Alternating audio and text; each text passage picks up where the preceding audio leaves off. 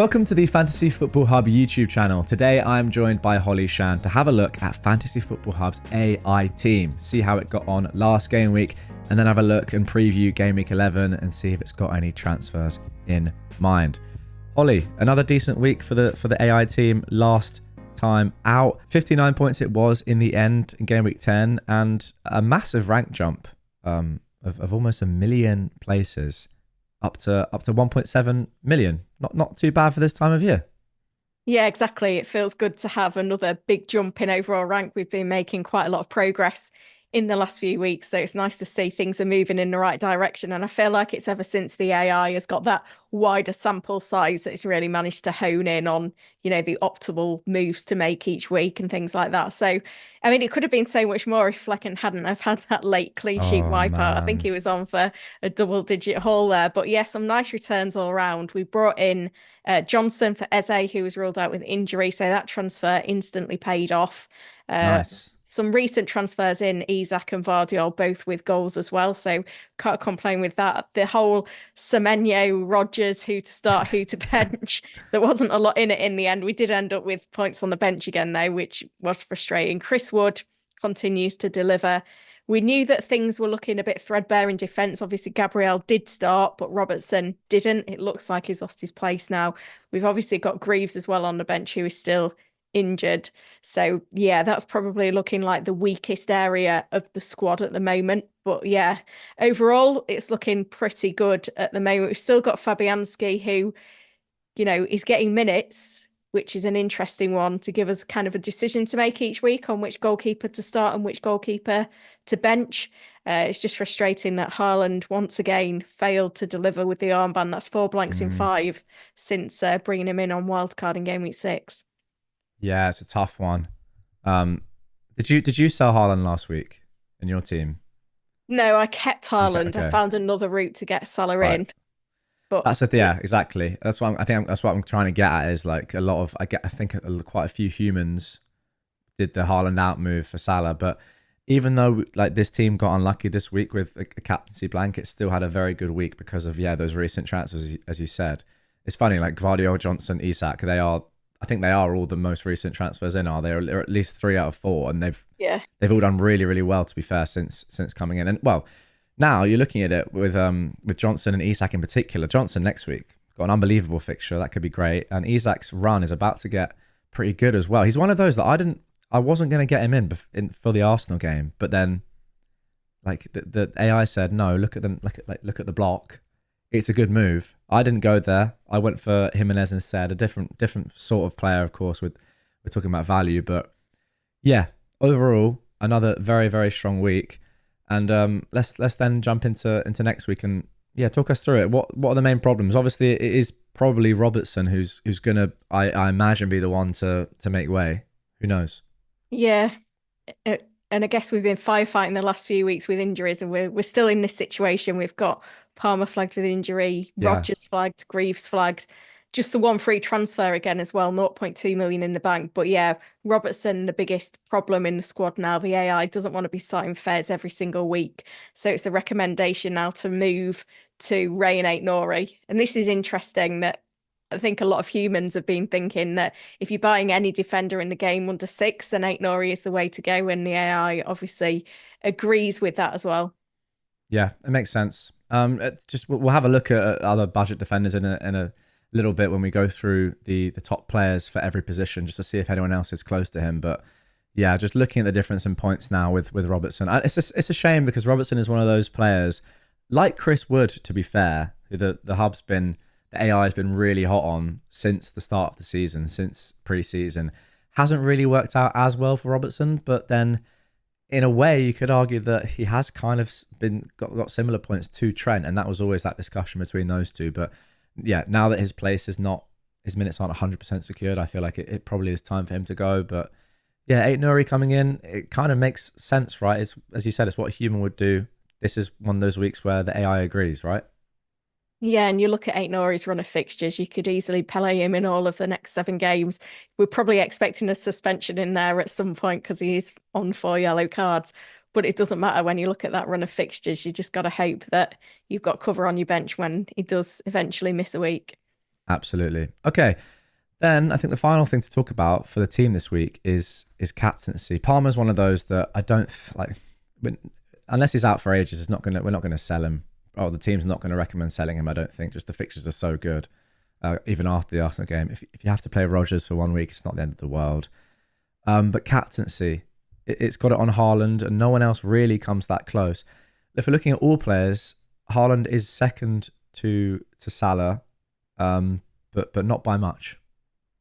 Yeah, and I think in my team, because now I own Salah, I'm not really considering Haaland for the armband, but I do think Haaland's still a good pick. You've got to bear in mind, travelling to Brighton, because Brighton are the home side, they are going to attack. We know they play with a high line, and City could have a lot of joy there. I mean, I wasn't very encouraged by their performance in the Champions League in midweek, and it Yeah. feels like Kevin De Bruyne needs to be at his best to provide the service that Haaland needs right now.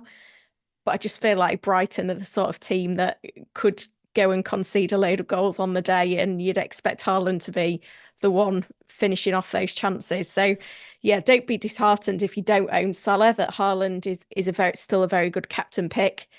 I do look at Spurs though at home to Ipswich. You know, Johnson, if you're a Solanke owner, that's a really, really nice fixture. And you look at Spurs' home form, they've scored more goals at home than any team in the league this season. Ipswich have conceded more big chances on the road than any team this season. Like, there's a massive discrepancy there. And, you know, it could be any score that game. Yeah, it's a weird one. As if you were a Haaland owner, do you go there over a Spurs player? Just I don't know. Like his numbers still have been really good. I know De Bruyne is not in the team, but his numbers since De Bruyne has not been in the team have still been strong, which is why it's apart from one game. I think it was the Wolves game where he really didn't do much at all. But yeah, last couple he's been very unlucky not to score a bunch more goals. In the same way that he was probably a little bit fortunate to score, not fortunate, but just yeah, it's sort of like the natural ups and downs of a striker at his level. He will still get a lot of chances. I think they call it variance. That's what it is, Holly. But there we go. With that being said, I think that's it for the team. Unless anything else happens, that move looks good to me. Robertson to 8 Nouri. Let's jump in now to looking at every player in the game in each position and seeing, according to the predicted points, who are the best picks across the next 5 game weeks. Okay, so here are the goalkeepers, and yeah, looks. I mean, the goalkeepers, to be fair, are relatively similar this week compared to last, Holly. Yeah, and that's true across all positions. Like I mentioned earlier, we've got that big sample size now with 10 game weeks of information. So it's putting the AI in a really good position to know who are the teams to target, who are the players to target, and the fixtures to target. So things looking very settled now. We've still got 2 premiums, Raya and Edison, out in front. It's Raya who's got the edge. He's still in my team, still not delivering in my team, but you can have hope. I think Arsenal's fixtures really do improve Yeah. after the Chelsea game this week. So fingers crossed he can come to the fore. We've still got Flecken as the best budget pick. And we've seen Travers come into this list now with the injury to Kepa. So that's something worth keeping an eye on as well. Okay. I didn't actually know that was a thing, to be honest. That's interesting.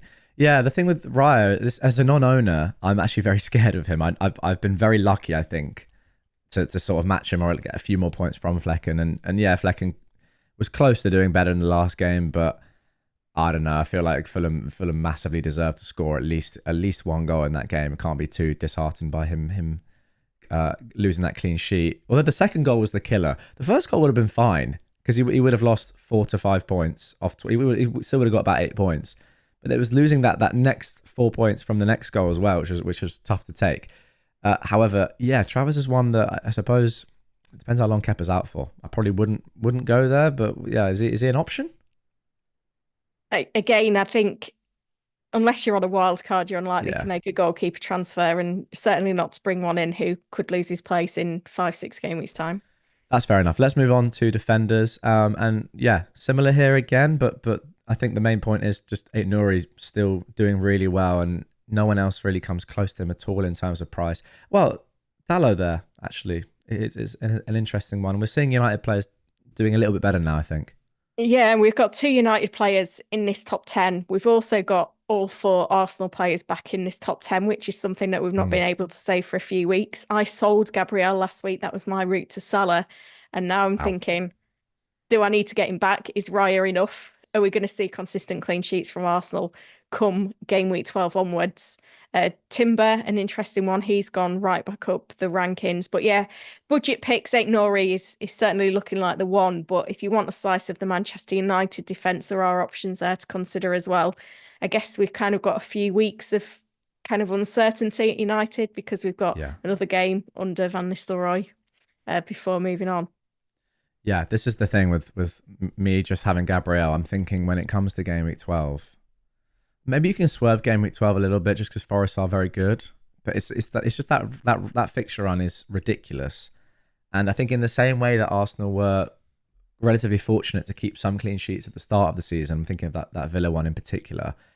They were unfortunate, I think, to lose clean sheets to Leicester and Southampton. And I think that there's no doubt really, like when Saliba and Gabriel are together again back in the team, obviously there was the suspension there. Odegaard's not too far away. I think clean sheets are inevitable for this upcoming run, and I agree with you. Is one going to be enough? I'm not sure. I'm hoping that a lot of managers will sell Raya and other Arsenal defenders now. I think that would be an error, to be honest with you. Last week to fund Salah, yes, completely fine, but yeah, I don't know. Are you thinking that you need to get back on the double up at some point? Is that a genuine thought? Or are you thinking maybe we can get away with one for the time being until we see the clean sheets coming in? Yeah, I think I need to see some defensive form. So Okay. I've got Raya and then I've got a budget defense. No one's above 5 million. I just got to thinking, like, if no one's keeping those consistent clean sheets, I'd rather have the cheap players not keeping the clean sheet Yeah, than the that's true. expensive ones and spend that money in attack. This is the thing. We always see this every year. Like it goes from it flip flops, right? People will say, "Oh, the premiums are so good. They're getting attacking returns and clean sheets. Got to get them in," and then they won't keep clean sheets for a while. Won't get any attacking returns, and then people will swing to the budget defenders, and they'd say, "Why would I spend so much money? I can spend money going forward." And then it swings back because a player like Trent will get 15 and Gabriel will get a 12 or something. Like, oh, I need to spend money in defense again. It's hard to predict. I think that's the thing with defenders. It's very, very hard to predict clean sheets, and especially like this season, it does seem as if, well, I don't know. There are. It seems to me as if there are fewer clean sheets, right? I don't know if that's right. It just seems as if there are. Yeah, I mean, Liverpool started well. They had the fixtures to do so. So hopefully, when we get to the fixture run for Arsenal, we will get to see that. Vardiol's just been the exception with 3 goals in 5 and a clean sheet. I think I sold him on my wild card for game week 6 for Lewis, and that's been a Oh, bit of a disaster.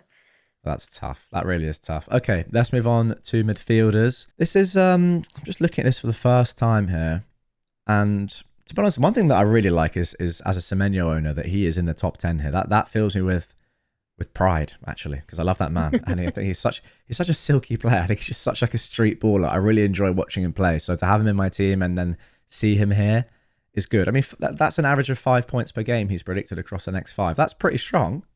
Yeah, exactly. And we had the 3 blanks and then the goal against City. But the fixtures are really nice now for Bournemouth. So if you're unsure of where to go in terms of your budget midfielder, Semenyo now feels like he's the one looking at what's coming up. Certainly his form at home has been very good, which makes him a tempting option for this upcoming run. He's a player that I look at who I don't have in my team who thinks, he could be the one that punishes me over the next few weeks, but he's just not going to be high enough on my priority Yeah. list. That's the thing. I don't think we're going to be seeing many transfers in for a player of that sort of value. It's sort of him and Rogers, I guess, are in that sort of similar price bracket, and I feel like most people have at least one of them already. I'm not sure you'd go for the other necessarily. Maybe if you were then doing a swap, losing a premium midfielder, but it's very unlikely. I think that you'd be doing that at this moment in time. We'll see later down the line if Haaland becomes, inevitable again. But across the rest of the midfielders, there's not really too much, I don't think, that is unexpected. Maybe just Son being up there pretty high, and Johnson as well. I'm sort of thinking that Tottenham's run's going to sort of come to an end after this next game with a couple of tougher fixtures. But maybe I'm wrong there. Maybe I shouldn't be looking to sell a Johnson or a Solanke. Yeah, it'd be interesting to see what this looks like come game week 12 because Yeah, you do feel like that Ipswich fixture is so pivotal in the fixture run for Spurs. But if you actually look at some of the upcoming fixtures they've got, obviously they've got City away in game week 12, which is horrible.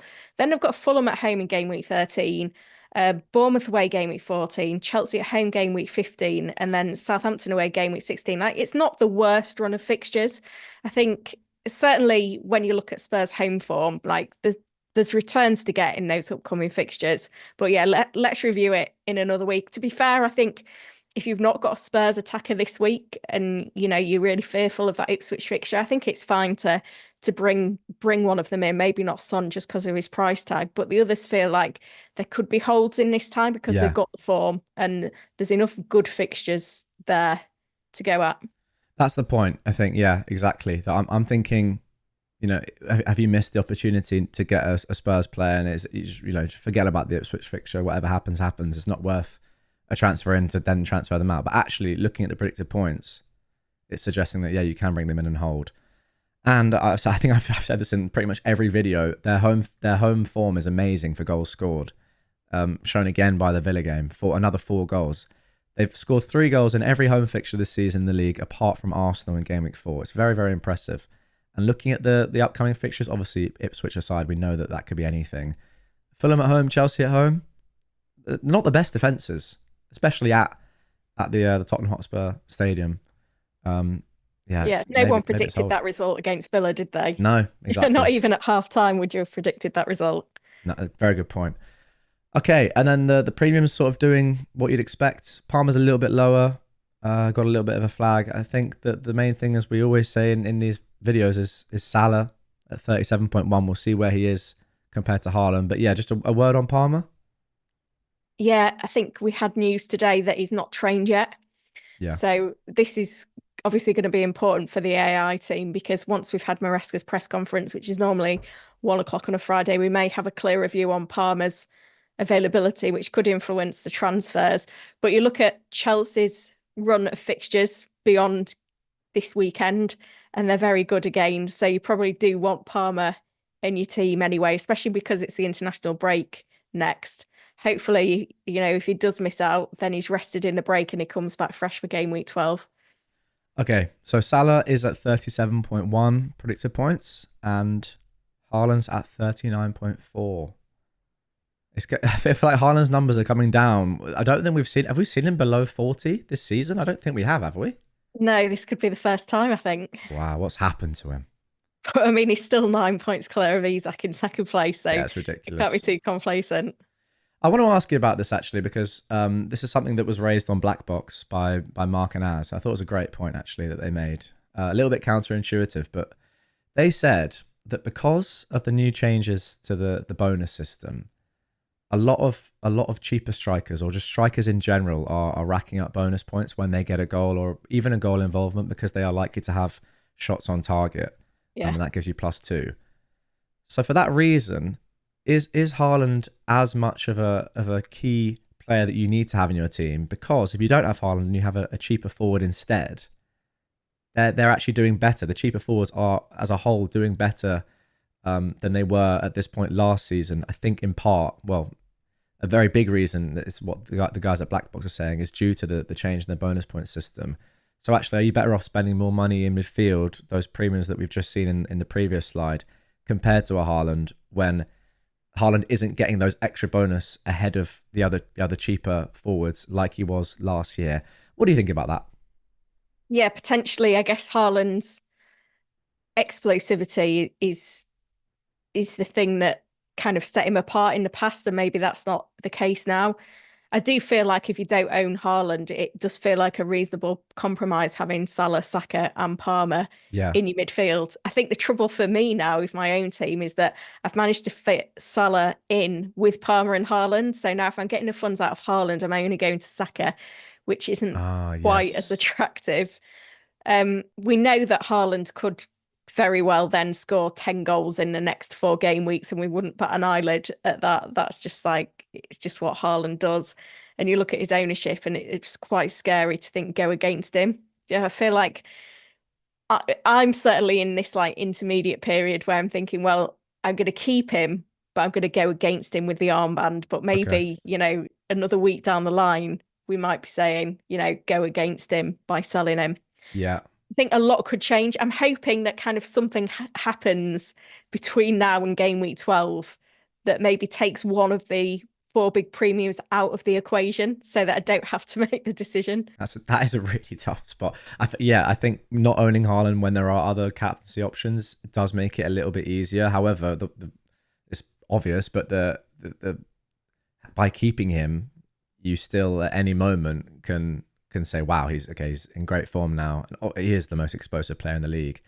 And yeah, like say he does really well this week and you're looking at Tottenham at home next week and suddenly City are back. It's like that sort of thing. At any moment, City could just be back and he could be back. And then you are in that position to just attack it and go, actually, I might have a kind of like a differential captain here in Haaland with a great fixture and it's Haaland. So that's the advantage you have in your spot, I suppose, rather than the others. Yeah. We are probably going to be, I imagine, 2, maybe even 3 moves away from getting Haaland, such as his price. But looking at the predicted points, what do you think? Do you think there is opportunity to swerve him and go with those 3 premiums that you said in midfield instead? I mean, there's 3 other forwards at least that I'd be happy owning right now. I look at the likes of Wood, Visser, Solanke, and then even Kuna and Isak as well. Like, it does feel like there's a lot of depth. And then you look at the Chelsea fixture swing. Yeah.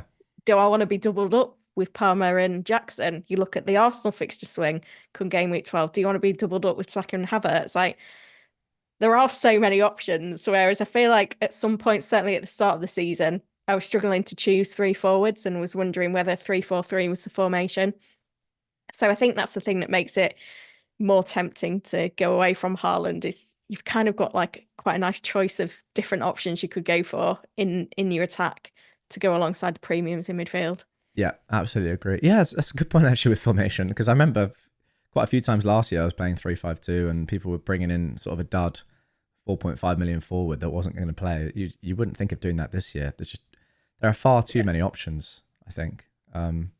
Yeah, it's one of those as well. Like if you do, it feels like this year there's always going to be an option at another striker option for you if the one you pick doesn't necessarily go well or something happens to them as well. There's just so much depth, as you said. Who would you pick out of all of these? Who have you got as your top 3? Let's say let's be realistic with cash, so you can't just pick the top 3 here: Isak, Watkins, and Wood. Yeah, I think it would be Chris Wood. It's got to be. As much as I like Solanke for this week, I don't see him as a long-term hold. I really like Brentford's fixtures, so I think Wissa would be in there because Brentford have just been phenomenal, especially in home games. And I think I'd play the fixtures again with Kuna because he's been quite consistent this season. Wolves have been fairly consistent in terms of their goal scoring form, like 14 goals in 10 when you look at the fixtures they've had. He's not bad. He's got the routes to points because he's very creative and we think he's on penalties as well. So you've actually just picked the 7th, 8th and 9th cheapest players in the list out of 10. Yeah. Which I guess is just completely just supports your point that there is a lot of depth across all the prices really, which is very nice to have this year.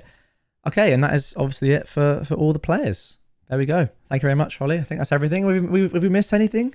Don't think so. No, I don't think so. There we go. Let us know in the comments if we have, or if you want more from us. If you want a different segment, you want to see something extra, some more stats on players. Just let us know your thoughts on the video overall. But yeah, Holly, thank you very much. Those AI transfers will be made on, as late as possible on Friday after all the press conferences, of course. We'll see what happens with them. But yeah, guys, let us know in the comments down below. What are you thinking? What are your AI recommended transfers this week? If you haven't signed up, it's still 30% off on the website. Link down below. Go and get your personalized recommendations. And we'll catch you on the next one.